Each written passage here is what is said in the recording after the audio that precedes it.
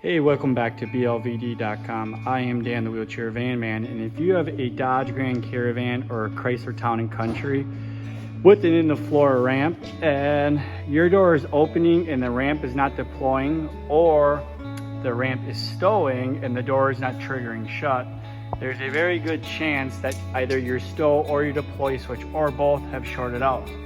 Now, we were able to confirm this by lifting up the rear passenger seat, removing this cover, and underneath here we have LED lights that when lit up we have both a stow and deploy.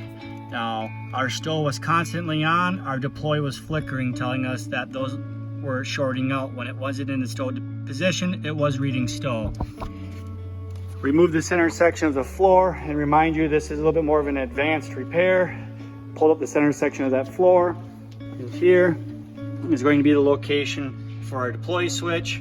On the opposite side of our ramp, you can see this wiring come here. Underneath here is our stow switch.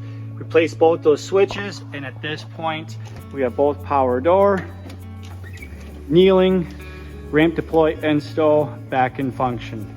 If you're looking for a dealer near you, as this is a little bit more of an advanced repair, you can locate a dealer at blvd.com nearest you that is certified and capable to diagnose your issue, as well as give you an affordable quality repair.